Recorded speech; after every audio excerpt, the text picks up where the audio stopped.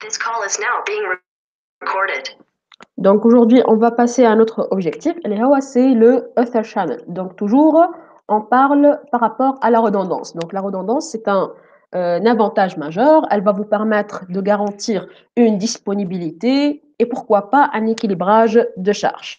Mais malheureusement, comme vous voyez, la dernière séance, qu'avec l'STP, il ne va pas tolérer une redondance afin de ne pas avoir une loupe ou ce qu'on appelle une boucle de routage. Donc, au niveau de ce schéma-là, on est en train de montrer quoi? On est en train de montrer une liaison entre un switch niveau 3 et un switch niveau 2. Donc, comme vous voyez, il y a deux liens qui relient ces deux équipements-là. Donc, l'objectif, c'est quoi? C'est d'assurer une haute disponibilité au niveau de la connexion entre ces deux équipements. Donc, au cas où une liaison, elle tombe en panne, on bascule directement vers la liaison 2. Donc, avec le STP, puisque ça va former une boucle, automatiquement, il va bloquer une de ces interfaces-là afin d'arrêter ce phénomène.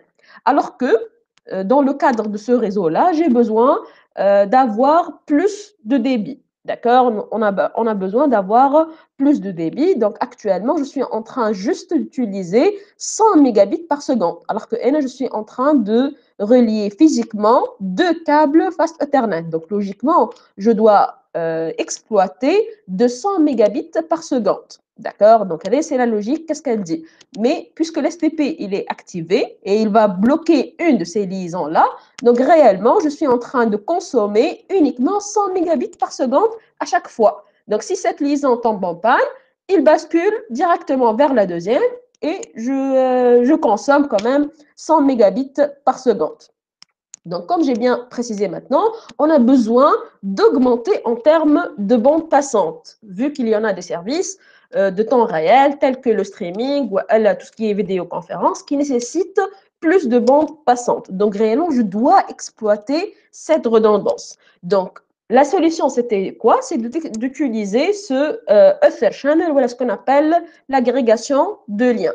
Donc, réellement et physiquement, il y a deux liens, mais virtuellement, ça va être considéré en tant qu'un seul port logique. Donc, c'est le principe du Ether Channel. Donc, on va avoir plusieurs liens redondants, mais virtuellement, ça va être considéré en tant qu'un seul port.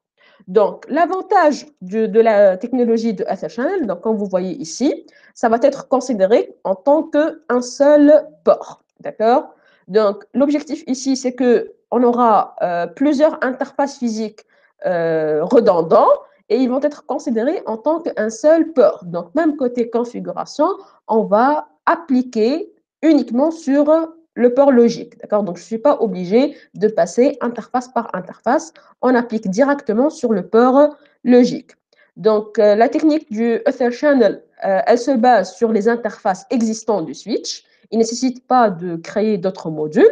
Il va permettre d'avoir un équilibrage de charge. Donc, là, au niveau de votre port logique, vous avez deux liaisons qui vont être actives en même temps. Du coup, les trames, ils vont être partagés entre ces deux liaisons et on va assurer ce qu'on appelle un équilibrage de charge. Donc, ça va être, comme j'ai déjà précisé, ça va être vu en tant qu'un seul port logique. Donc, moi, en tant qu'utilisateur final, je ne vais pas détecter qu'il y a, par exemple, deux ou trois liaisons physiques dedans. D'accord? Et bien évidemment, ceci, il va renforcer ce qu'on appelle la redondance. Donc, il y a des liaisons redondantes. Donc, on garantit principalement la disponibilité et ce qu'on appelle la haute high availability, d'accord? Donc, même si une liaison, elle tombe en panne, toujours, on aura une connexion entre ces deux équipements, d'accord? Donc, est-ce que vous voyez l'objectif derrière l'utilisation du Ether Channel?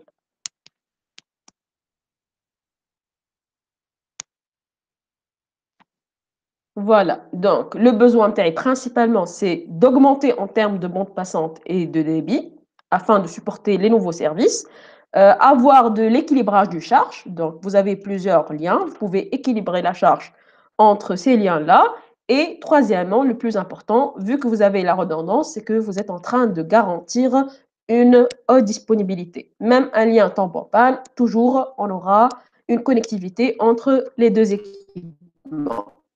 Donc, il y a quelques restrictions à appliquer pour créer ce port logique, ce port Ether Channel. Donc, il nécessite un regroupement des interfaces physiques, que ce soit Fast Ethernet ou bien Gigabyte Ethernet. Donc, les liens qu'on va créer, le port logique interne, il est composé de interfaces physiques. Ça doit être soit 100% Fast Ethernet, soit 100% Gigabit Ethernet. Donc, vous n'avez pas le droit de faire un mix. D'accord? Un port logique qui confie des interfaces Fast Ethernet et des interfaces Gigabyte Ethernet. C'est strictement interdit. Donc, le port channel, il ne va pas être établi. Donc, la bande passante maximale, ça va être de 800 mégabits par seconde. Je peux avoir dans un port logique 8 liaisons Fast Ethernet en même temps.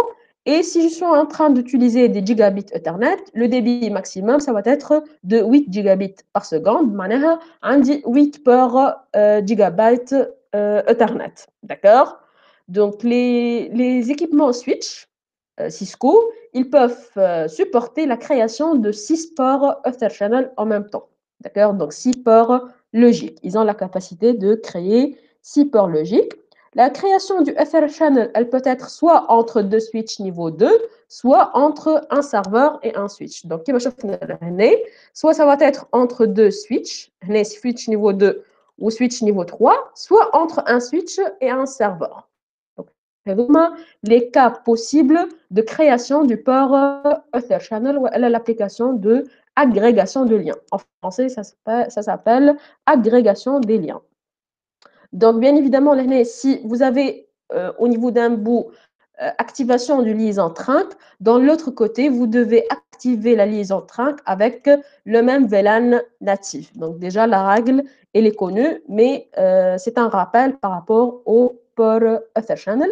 Donc, toute modification au niveau du port logique, elle affecte automatiquement les ports physiques. On n'aura plus besoin d'accéder au port physique. Je ne vais plus faire interface face Ethernet 01 et j'applique, par exemple, une commande. Il suffit d'accéder au port logique et dans ce cas-là, je peux faire les modifications dont j'en ai besoin et ça va être appliqué sur les ports physiques. D'accord? Donc maintenant, côté configuration, il y a principalement deux protocoles. Il y a le protocole PAGP et il y a le protocole LACP. Le protocole PAGP, c'est un protocole qui est propriétaire Cisco. Je m'en ai un propriétaire Cisco. Il sera actif toujours sur les switches Cisco. D'accord?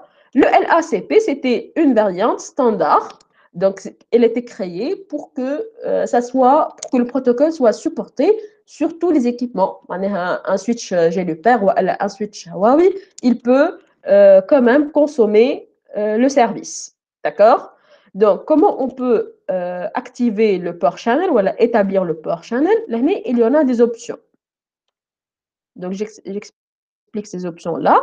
Il y a l'option on, l'option désirable et l'option auto. D'accord? Donc, l'option on, c'est-à-dire que l'interface qui est en train de participer, elle ne va pas établir des négociations. D'accord? Donc, on dirait une configuration statique. Donc, ça va être un établissement statique. D'accord? Mais elle ne peut pas négocier ni avec le protocole PAGP, ni avec le protocole LACP. D'accord? Donc, il ne peut pas être un membre de ce channel. Le mode désirable, c'est le mode actif qui va participer ou qui va initier la communication pour basculer vers un port channel. Le mode auto, c'est le mode par défaut. Donc, ce mode-là, c'est une négociation passive. Donc, il attend toujours l'initiation de la part de l'interface désirable. Donc, on résume les différentes possibilités pour l'établissement d'un port channel. Donc, si vous avez un bout avec on et l'autre bout avec on aussi, la configuration on, donc le port channel, il va être établi. Donc, là, c'est un peu une activation manuelle. Donc, le mode on, c'est-à-dire que le port channel, il est activé, mais d'une manière manuelle. Ce n'est pas suite à des négociations PAGP ou bien LACP. De l'autre côté, si vous avez le mode auto et dans l'autre côté désirable, le port channel il va être établi. Si vous avez désirable, ça va être aussi établi. Pour les autres, malheureusement, le port channel, il ne va pas être établi. Donc, on a un auto désirable dans un bout et l'autre côté, il n'est pas configuré, mais il y a option. Donc, dans ce cas-là, pas de port channel. Si vous avez un et ici désirable, le port channel, il ne va pas être établi. Tout simplement, le mode 1, c'est un mode manuel. Donc, il ne comprend pas les messages envoyés par le mode désirable. Et la dernière négociation, si vous avez auto-auto, pas de port channel, le mode auto, c'est un mode passif. Et si vous avez un auto, aussi, il n'y a pas un port channel qui va être établi. Est-ce que c'est clair les trois options?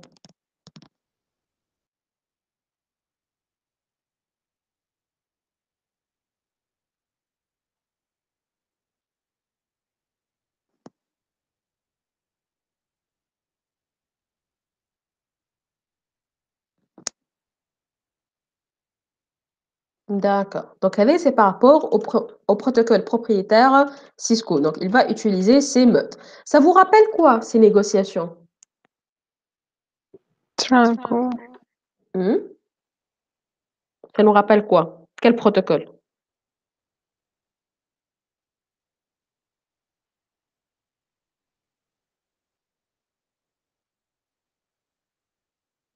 Ah, Trunk, mais c'est pas le protocole Trunk. C'était le DTP, Dynamic Trunking Protocol. D'accord? On l'a vu avec le chapitre VLAN. Donc, afin d'activer la liaison trunk, on peut utiliser le protocole DTP, Dynamic Trunking Protocol. Il y a aussi, c'est un protocole propriétaire Cisco. Il se base sur des négociations. C'est le même esprit. D'accord? Sauf que l'année, c'est pour, bien évidemment, la création d'un port channel. Donc, au minimum, le port channel interne, on a 2 liaisons physiques. Au maximum, vous aurez 8 liaisons. D'accord? Mais pour lui, ça va être un seul port logique. D'accord? Port channel 1. Le deuxième, c'est le LACP, qui c'est un protocole standard. Donc, ce n'est pas un protocole propriétaire. Donc, il peut être activé sur des commutateurs non Cisco. Donc, il dispose de 3 options. L'option 1, qui marque c'est une option dans laquelle le port Author Channel il est activé manuellement. Donc, ça nécessite que les deux bouts S1 et S2 soient en mode on-on pour que le port channel soit établi. Vous avez le mode actif, c'est le mode qui va participer ou initier la négociation. Donc, il va envoyer les LACP packets pour établir en fait une négociation et basculer vers le port channel. Le mode passif, c'est un mode qui ne va pas initier la négociation, mais il répond au paquet LACP envoyé par l'interface active. Donc, là, est le tableau de négociation. Donc, si vous avez on, le port channel, il va être activé. Si vous avez actif-actif, de même, il sera activé. Si vous avez passif-actif, il va être aussi le port channel activé. Sinon, pour le reste, il va être bien évidemment le port channel non actif. D'accord? C'est le même principe, hein, juste les noms, ils changent. Actif avec le LACP, désirable avec le PAGP. Passif avec le LACP, c'est le auto avec PAGP. Donc, passif et auto, ce sont les modes par défaut des deux protocoles. D'accord? Donc, les interfaces, ils sont ce mode-là par défaut. C'est clair?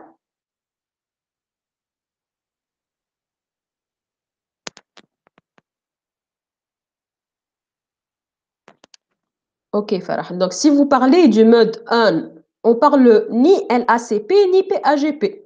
Si vous avez le S1, ces deux interfaces, ils sont en mode 1, et S2, ces deux interfaces, ils sont en mode 1, on parle ni de LACP ni de PAGP. D'accord? Donc, pourquoi? Car tout simplement, ce mode-là, c'est un mode qui est manuel, qui est statique. Donc, il ne comprend pas les paquets ni LACP, ni les paquets PAGP. D'accord? Donc, c'est un mode manuel. D'accord? L'équivalent en DTP, c'est switch per mode trunk. Rien qu'à switch per mode trunk de bout en bout. Là, c'est un mode statique. Et j'ai statiquement établi la liaison en état de trunk. Là, kiff kiff. D'accord? Donc, le mode on, c'est un mode statique. Mais femme les négociations, ni LACP, ni PAGP. D'accord? Autre question?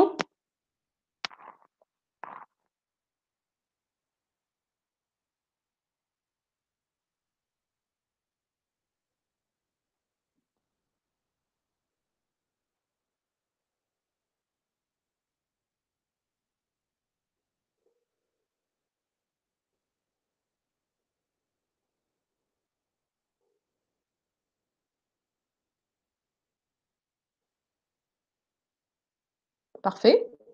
Donc, côté configuration, donc comme j'ai bien précisé, la configuration, elle nécessite que au niveau de notre port channel, on doit partager le même débit. Donc, les interfaces internes, ils ont le débit de 1 gigabit par seconde. Donc, je suis en train d'utiliser des liaisons de gigabits.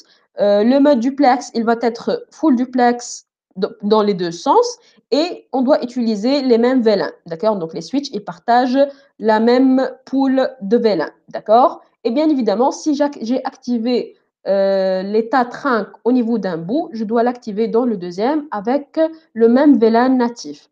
Donc, vous voyez ces paramètres-là. Si un de ces paramètres-là, il n'est pas correct, il n'est pas compatible l'un à l'autre, donc dans ce cas-là, le port channel ne sera jamais établi. D'accord? Donc, ces configurations, ils sont très importants. On doit partager les mêmes liaisons, donc le même débit. On doit avoir le même mode de duplex et on doit avoir les mêmes VLAN. D'accord? La même pool de VLAN et l'activation de l'état trunk. D'accord? Donc, comme vous voyez au niveau de l'exemple, d'ailleurs, pourquoi le port channel n'est pas activé entre S1 et S2? Donc, à votre avis, suivant ce output. Donc, il est en train d'afficher les configurations S1 et S2.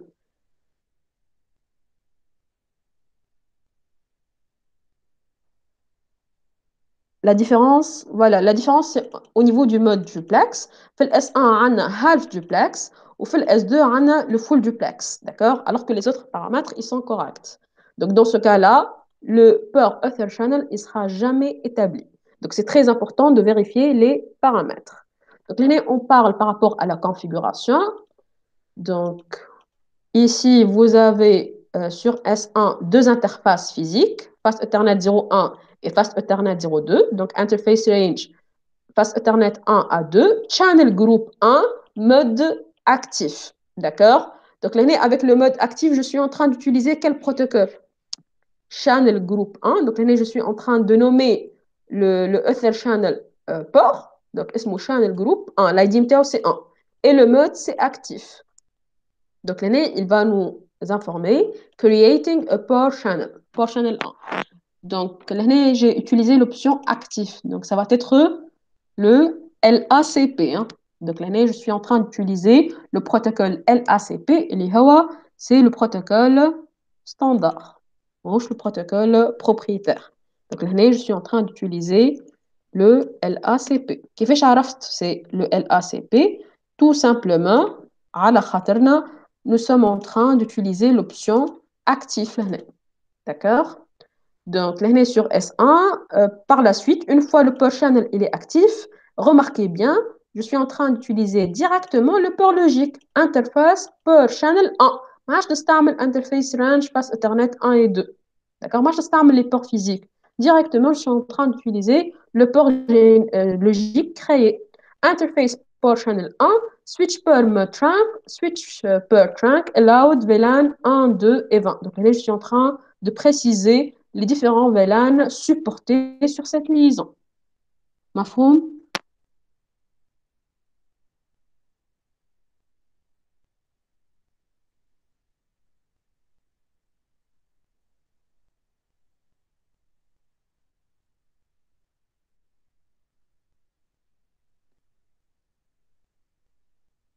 C'est clair ou pas? C'est un exemple, bien évidemment, de configuration.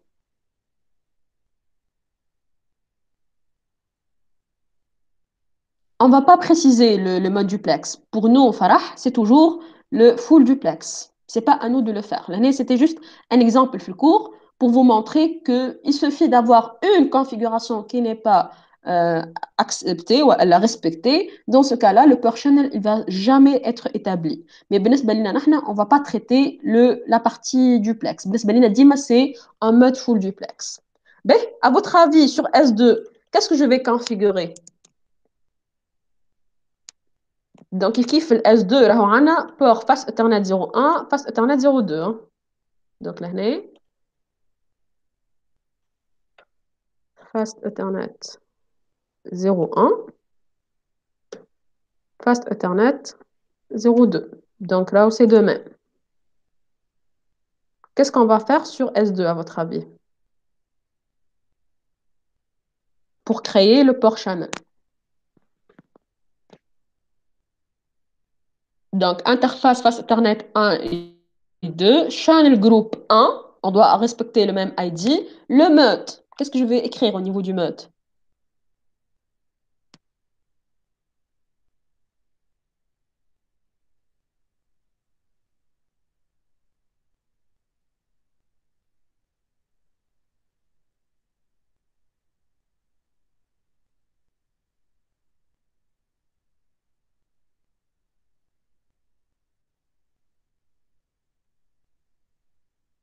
C'est quoi l'option que je vais affecter au niveau du mode?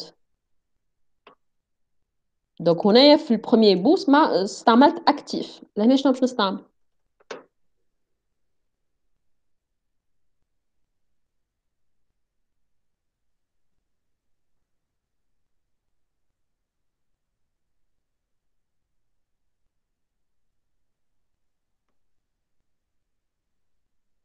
pour établir ce port channel, pour que ce port channel soit actif.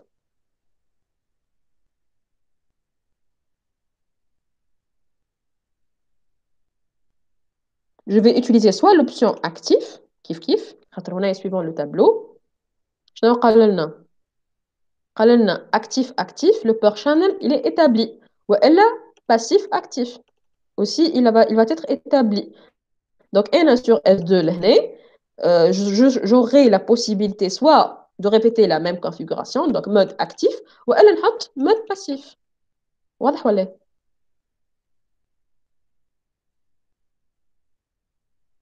C'est bon? Par la suite, directement, j'accède au port channel activé avec l'ID 1 et j'active le mode trunk où je précise les VLAN autorisés. D'accord? Donc, ici, ce sont les commandes pour vérifier le port Ether Channel physique. Donc, vous avez plusieurs commandes. La commande la plus importante est Show Ether Channel Summary. Donc, cette commande-là, elle est la commande la plus utilisée. Déjà, FTP, vous allez la trouver. D'accord? Donc, Show Ether Channel Summary.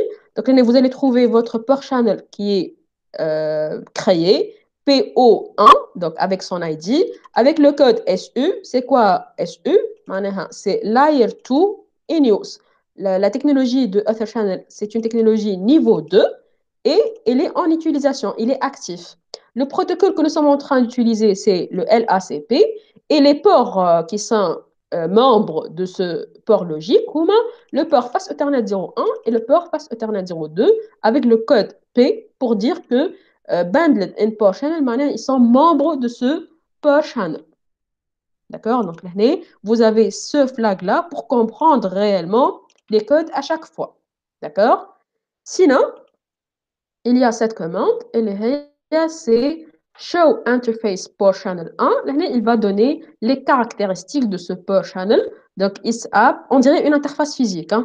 Il va préciser une adresse MAC, son MTU, la bande passante, le délai. Donc, pratiquement, c'est les mêmes caractéristiques qu'une interface physique. D'accord? Donc, ce sont les commandes de vérification de votre port channel. Kif kif l'année, c'est Show Author Channel Port Channel. Il va préciser les différentes caractéristiques de ce port. Donc, son ID, le protocole qui était utilisé, ainsi que les interfaces membres. L'année même, il va vous donner le détail sur l'équilibrage de charge. Donc, on dit que vous avez, par exemple, 55 paquets envoyés sur la première interface et 45 paquets envoyés sur l'interface 2. Donc là, il est en train de lister l'équilibrage de charge entre les deux interfaces membres du port channel 1. D'accord? De même, là, c'est des commandes tous de vérification. Show interfaces fast Ethernet 01 Ether channel. Donc, là, je suis en train de consulter la vérification sur l'interface physique. D'accord? Donc, il est en train de donner l'état. Donc, là, pour faire tout ce qui est dépannage du port Ether channel, donc toutes les interfaces qui appartiennent à un port channel, ils doivent partager le même débit. D'accord? Donc, الكلهم لازم يكونوا soit fast Ethernet وإلا الكلهم لازمهم يكونوا en gigabit Ethernet. Donc, pas de mix. Ils doivent partager le même mode duplex. Et bien évidemment, on doit avoir le même VLAN natif et la même plage des VLAN avec l'activation de l'état trunk. D'accord? Donc, comme on a vu au niveau de la configuration. Donc, de même, il est en train d'utiliser. Bon, on a identifié un exemple de dépannage. Ben, donc, sur S1, donc, je voyais comme l'exemple l'année, sur S1, entre S1 et S2, j'ai créé un port channel. D'accord? Donc, à travers le Fast Ethernet 01 et Fast Ethernet 02. Donc, j'ai utilisé uniquement deux liaisons. Par la suite, j'ai fait Show Ether Channel Summary. C'est pour vérifier si mon port channel il est actif, oui ou non. Donc, qu'est-ce qu'on remarque là? Il le port channel, l'ID c'est 1, entre parenthèses, c'est SD. Fast Ethernet 01, Fast Ethernet 02, et entre parenthèses, c'est le code D. Je m'en le code D, it's down. Donc, est-ce que le port channel il est établi? C'est vrai que j'ai configuré, sauf que il est en état quoi? Il est en état down. Non, Farah, pas forcément. Pas forcément que les ports ne sont pas activés. L'information qu'on a pu extraire ici, c'est que votre port channel, il n'est pas établi. Il est en état down. Il n'est pas actif. Et forcément qu'il y a un problème. D'accord? Un problème, c'est un de ces quatre cités ici. D'accord? On va essayer de décortiquer ceci. Donc, qu'est-ce qu'il va faire? Il va m'afficher le running config, le fichier de configuration actuel. Donc, du S1 et du S2. Donc, à votre avis, c'est quoi le problème? Là, c'est le fichier de configuration des deux, S1 et S2. D'accord? Donc, essayez de se concentrer et détecter c'est quoi l'erreur. Pourquoi notre port channel il n'est pas établi?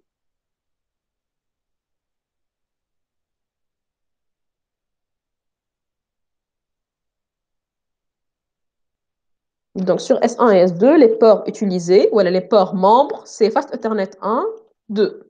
Fast Ethernet 1, Fast Ethernet 2. Oui, Farah. Donc, dans S1, le mode, c'est on. On a affecté l'option on. Et sur S2, nous avons affecté l'option désirable. Donc,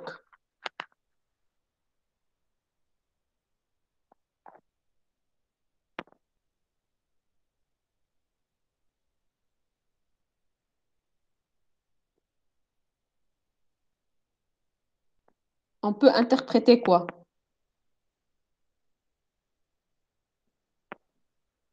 Exactement, pas de correspondance. Pourquoi? Car tout simplement, le mode on, il ne peut pas être un membre de négociation. Il ne comprend pas ni les paquets PAGP, ni les paquets LACP. Donc, là, je suis en train d'utiliser le protocole PAGP, dit désirable, l'option désirable.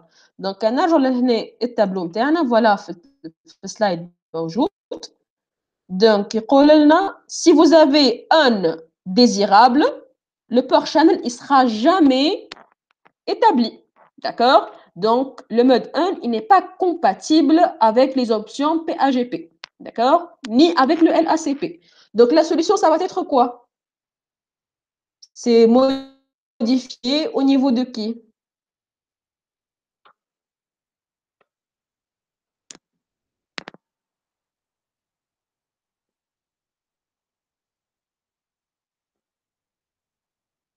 C'est modifié au niveau du S1. Changer l'option. Marche-toi, l'option on plutôt. On va utiliser soit l'option désirable, soit auto. Donc, ici, qu'est-ce qu'il a fait? Il a changé le mode, comme vous voyez. Donc sur S1, qu'est-ce qu'il a fait? Channel group 1, mode désirable. Donc interface range face Ethernet 1, 2. Et il a changé le mode en désirable. Là, bien évidemment, il a désactivé قبل.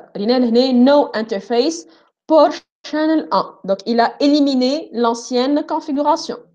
C'est très important. D'accord? Par la suite, qu'est-ce qu'il a fait? Il a créé une nouvelle instance de channel group 1, mode désirable.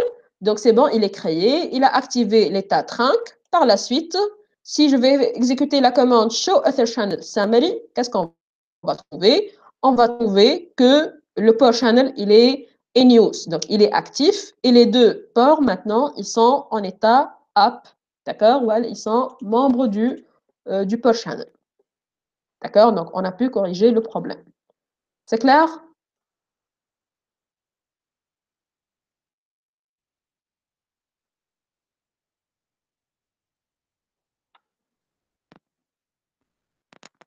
Parfait.